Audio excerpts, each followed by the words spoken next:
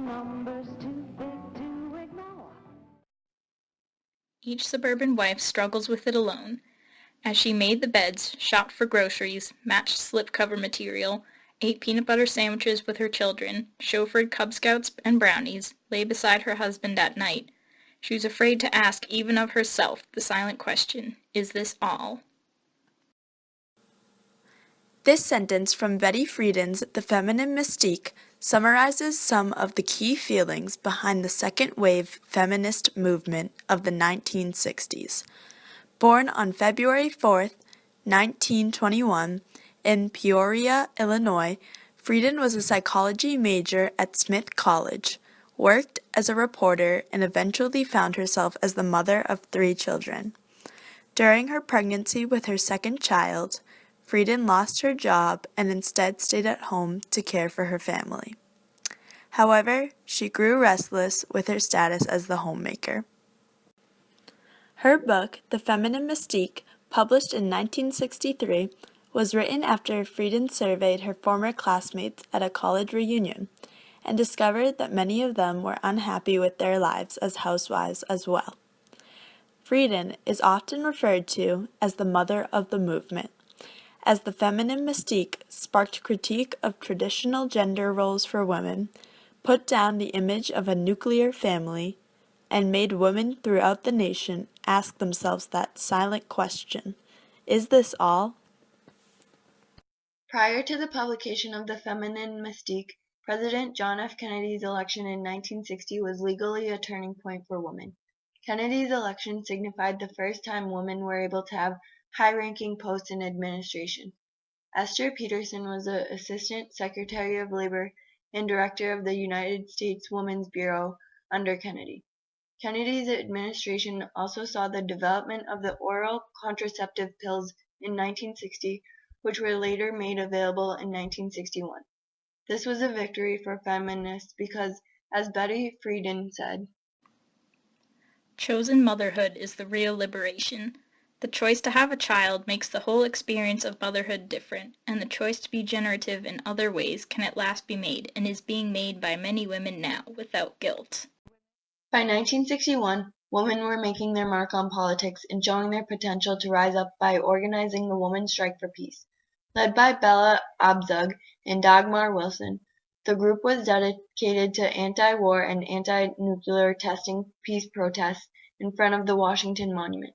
Meanwhile, in 1963, the Presidential Commission on the Status of Women proved that though women were gaining their freedom, statistics still showed the obvious inferiority that they had against men.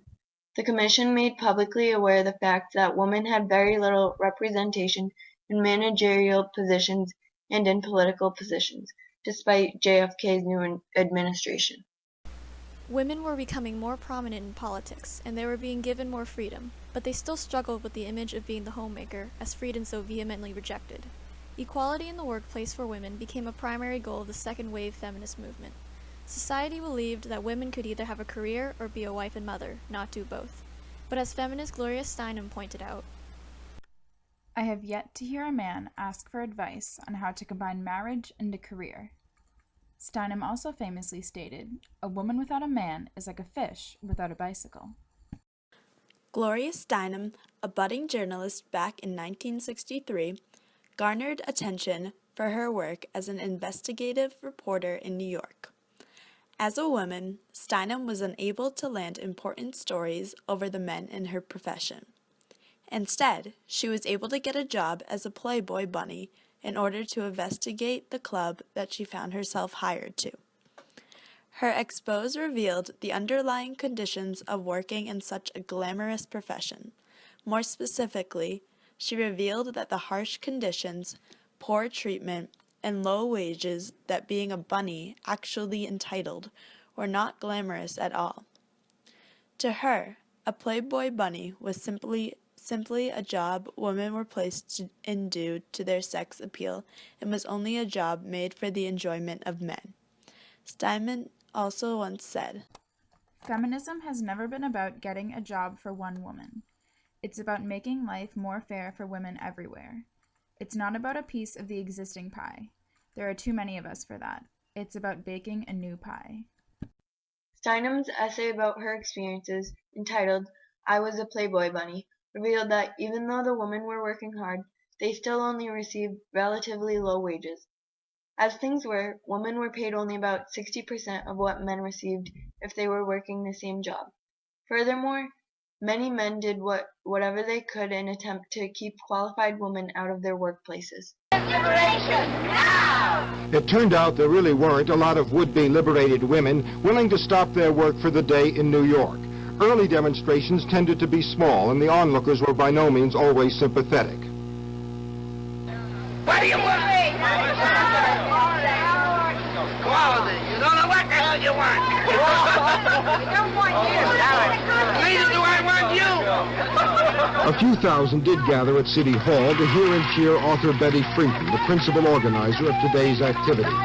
On behalf of the unprecedented coalition of women that today has called this strike to confront the unfinished business of our equality, women young and old, women black and white, women students, women grandmothers who fought for the original right to vote, women Republicans, Democrats, socialists, young radical women, establishment women, rich women who know that all women are poor, housewives, professional women, women who are famous, but no woman makes it alone, and that's all women are equal and free. The really big crowd didn't turn out until after the working day had ended. A march down Fifth Avenue and a mid-evening rally drew several thousand people, and there were men in the crowd along with the women. Through most of the day, the tone of the protest stayed moderate and orderly. The radical feminists in the movement attempted no confrontations. It was never really a strike as such, but if the purpose was to draw attention to women's liberation, then the protesters seemed to have scored their point. Robert Shackney, CBS News, New York. In Los Angeles, several hundred women's liberation marchers shared the spotlight with an opposing group. They met only once, when a man took the opposite viewpoint to the marchers.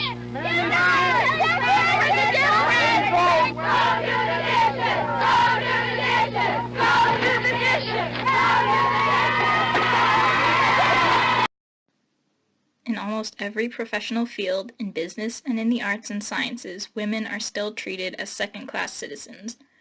It would be a great service to tell girls who plan to work in society to expect this subtle, uncomfortable discrimination. Tell them not to be quiet and hope it will go away, but fight it. A girl should not expect special privileges because of her sex, but neither should she adjust to prejudice and discrimination. By 1964, the struggle for equal positions with equal pay would be referred to by Friedan as the beginnings of a movement. The movement resulted in two major legal victories in regards to women in the workplace in the early 1960s. Title VII of the Civil Rights Act of 1964 prohibited employment discrimination on account of race, color, sex, religion, or national origin. The Equal Pay Act of 1963 abolished wage disparity based on sex. However, today it is estimated that women still only make about 70 cents for every dollar a man makes. In 1966, 28 women founded a civil rights organization called the National Organization for Women, also known as NOWN. Betty Friedan became its first president. Currently, NOW is one of the largest women's groups in the United States. NOW advocated for equal rights for both men and women. Additionally, the organization urged the Equal Employment Opportunity Commission to treat all ethnicities and races with equal respect and dignity, and to not discriminate against certain races. Regardless of their beliefs, there was still opposition against the feminist movement amongst NOW members themselves because many believed that African Americans needed job opportunities more than women. The inner conflicts resulted in Friedan stepping down as president in 1969. More liberation groups, as they would be called, other than NOW, started to emerge in the feminist community. Joe Freeman and Shulamith Firestone's failure to speak about their views at a national conference of New Politics in Chicago in 1967, where Firestone was talked down to and referred to as a little girl, provided initiative for the formation of the West Side Chicago Liberation Group. Likewise, by 1968, another prominent group was established in Seattle. Also, by 1968, the legalization of abortion became one of the main objectives of the liberation movement. As women continued the struggle to obtain equal rights, they also advocated for the rights to their own bodies. By 1973, the Roe v. Wade decision that ruled unconstitutional a state law that banned abortion, except to save the mother's life, provided women with these rights, but not without dividing the nation with the controversy of the issue. Despite the controversy, women had gained a major victory in 1972. The Equal Rights Amendment in that year was finally sent to the U.S. states for ratification. The Equal Rights Amendment, designed to guarantee equal rights for women, had a long history after being first introduced at the Seneca Falls Convention in 1923 as the Lucretia Mott Amendment. The amendment was proposed at every Congress session ever since 1923 before it finally passed in 1972.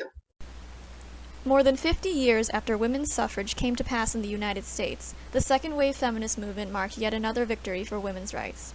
Though amendments and laws were passed in the second wave, the struggle for equal rights still has a constant presence in the lives of women today. But with the existence of groups such as NOW, women stand in numbers too big to ignore and have the capabilities to come back even stronger. The United Nations has declared 1975 to be International Women's Year, and they have chosen this song as their theme.